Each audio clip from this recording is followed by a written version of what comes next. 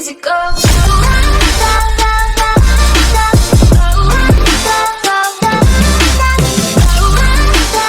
कक्षा 9 विषय हिंदी क्षितिज पाठ 3 उपभोक्तावाद की संस्कृति।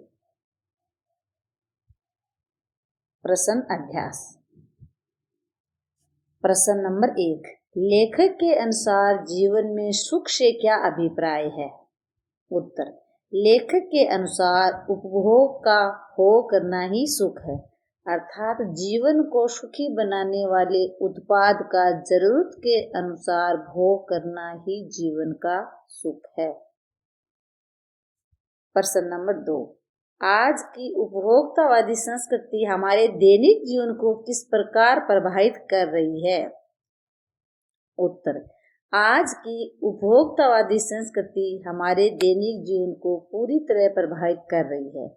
इसके कारण हमारी सामाजिक नींव खतरे में है। मनुष्य की इच्छाएं बढ़ती जा रही है। मनुष्य का आत्म केंद्रित होता जा रहा है। सामाजिक दृष्टिकोण से ये एक बड़ा खतरा है। प्रश्न नंबर 3, गांधी जी ने उपभोक्ता संस्कृति को हमारे समाज के लिए चुनौती क्यों कहा है? उत्तर, गांधी जी सामाजिक मर्यादाओं और नैतिकता के पक्षधर थे। गांधी जी चाहते थे कि लोग सदाचारी, संयमी और नैतिक बने, ताकि लोगों में परस्पर प्रेम, भाईचारा और अन्य सामाजिक सरोकार बढ़े। लेकिन उपभोक्तावादी संस्कृति इन सब के विपरीत चलती है। वह भोग को बढ़ावा देती है, जिसके कारण नैतिकता तथा मर्यादा का ह्रास होता है। गांधी जी चाहते थे कि हम भारतीय अपनी बुनियाद और अपनी संस्कृति पर कायम रहें। उपभोक्ता संस्कृति से हमारी सांस्कृतिक अस्मिता का ह्रास हो रहा है। उपभोक्ता संस्कृति से प्रभावित होकर मनुष्य स्वार्थ केंद्रित होता जा रहा है। भविष्य के लिए ये एक बड़ी चुनौती है, क्योंकि ये बदलाव हमें सामाजिक पतन की ओर अग्रसर कर रहा है। प्रश्न 4, आज से स्पष्ट कीजिए।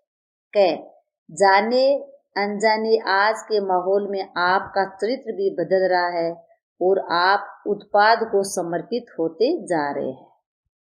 इसका उत्तर, उपभोक्तावादी संस्कृति का प्रभाव अत्यंत कठिन तथा सूक्ष्म है। इसके प्रभाव में आकर हमारा चरित्र बदलता जा रहा है।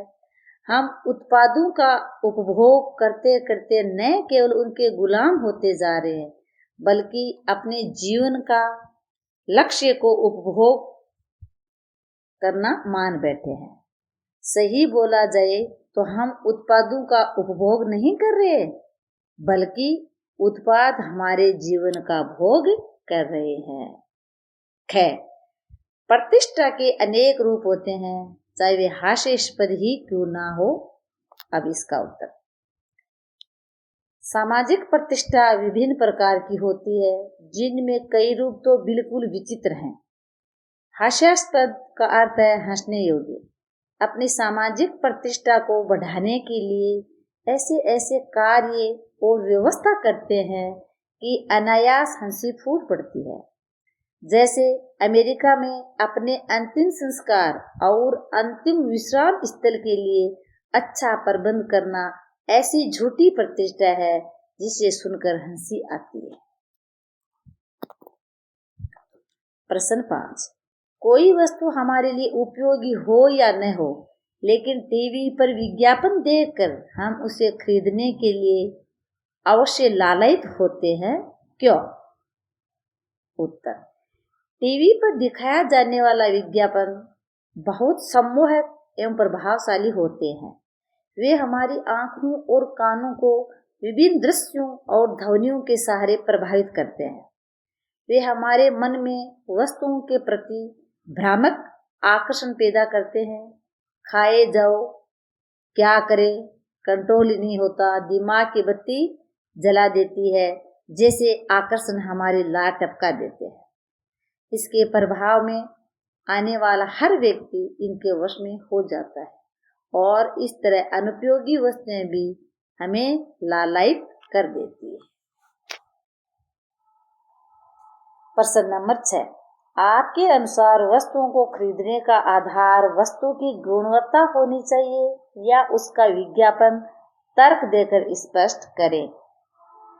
उत्तर, वस्तुओं को खरीदने का एक ही आधार होना चाहिए, वस्तु की गुणवत्ता।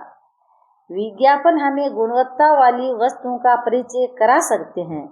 अधिकतर विज्ञापन हमारे मन में वस्तुओं के प्रति भ्रामक आकर्षण पैदा करते हैं। वे आकर्षक दृश्य दिखाकर गुणहीन वस्तुओं का प्रचार करते हैं। इसलिए वस्तु खरीदते समय उसकी गुणवत्ता का ध्यान रखना चाहिए, न कि उन विज्ञापनों पे जाएं। प्रशंसा पाठ के आधार पर आज के उपभोक्तावादी युग में पनप रही दिखावे की संस्कृति पर विचार व्यक्त कीजिए। उत्तर, ये बात बिल्कुल सच है कि आज दिखावे की संस्कृति पनप रही है। आज लोग अपने को आधुनिक से अत्याधुनिक और कुछ हटकर दिखाने के चक्कर में कीमती से कीमती सौंदर्य प्रसाधन, म्यूजिक सिस्टम, मोबाइल फोन, घड़ी और कपड़े खरीदते हैं। समाज में आजकल इन चीजों से लोगों की हैसियत आंकी जाती है। यहाँ तक कि लोग मरने के बाद अपनी कब्र के लिए लाखों रुपए खर्च करने लगे हैं ताकि वे दुनिया में अपनी हैसियत के लिए पहचाने जा सके। दिखावे की संस्कृति के बहुत से दुष्परिणाम अब सामने आ रहे हैं। इससे हमारे चरित्र स्वतः बदलता जा रहा है। हमारी अपनी सांस्कृतिक पहचान, परंपराएं, आस्थाएं घटती जा रही है। हमारे सामाजिक संबंध संकुचित होने लगे हैं। मन में अशांति एवं आक्रोश बढ़ रहे हैं।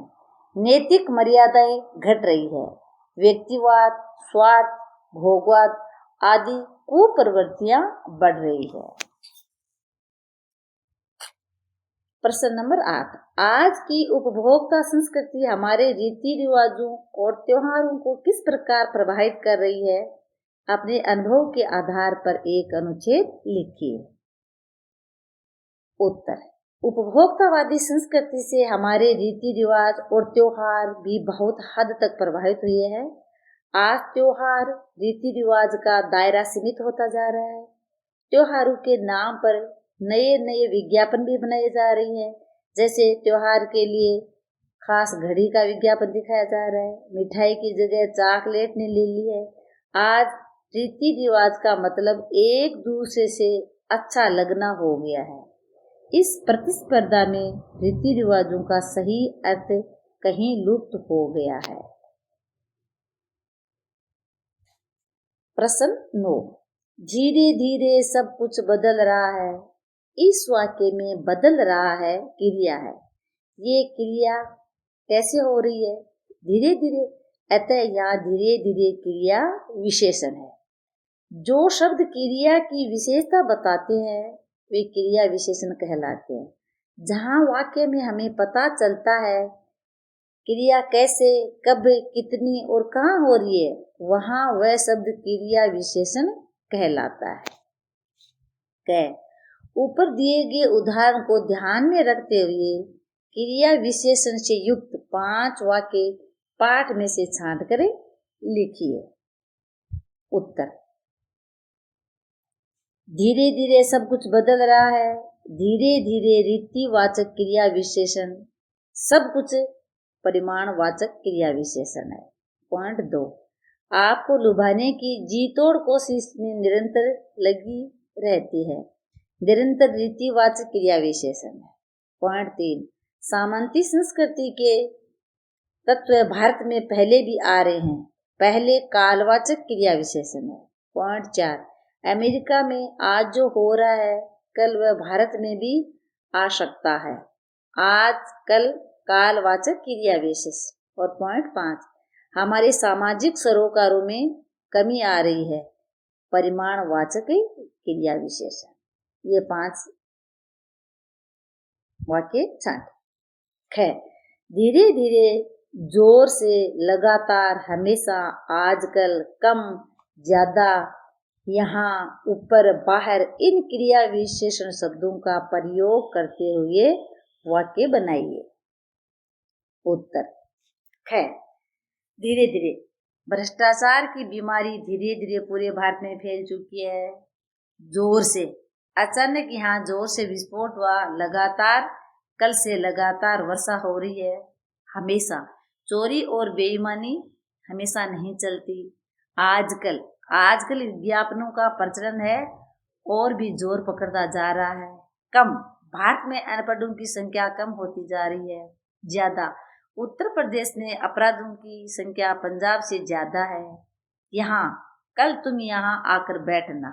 उधर, मैंने जानबूझकर उधर नहीं देखा। बाहर, तुम चुपचाप बाहर चले जाओ। यानी ख में कई शब्द दिए हुए थे तो इनका प्रयोग करते हुए अपने वाक्य बनाए। ग, नीचे दिए गए वाक्यों में से क्रिया विशेषण और विशेषण शब्द छांट कर अलग लिखिए। 5 वाक्य लिखे हैं, फिर आगे क्रिया विशेषण और विशेषण छांटना है।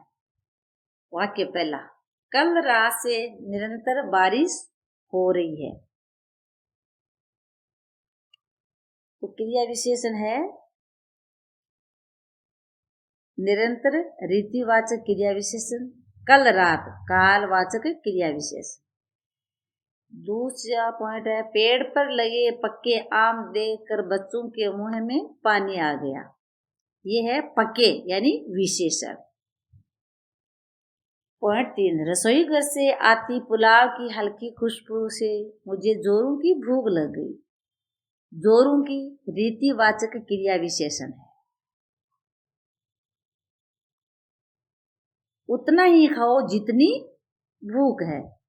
उतना, जितनी परिमाणवाचक क्रिया विशेषण। मुंह में स्थानवाचक क्रिया विशेषण। विलासिता की वस्तुओं से आजकल बाजार भरा पड़ा है। आजकल कालवाचक क्रिया विशेषण और बाजार स्थानवाचक क्रिया विशेषण है। इस तरह से क, ख, ग 3 जो पॉइंट थे इन सब के उत्तर आपको बताए जा चुके हैं।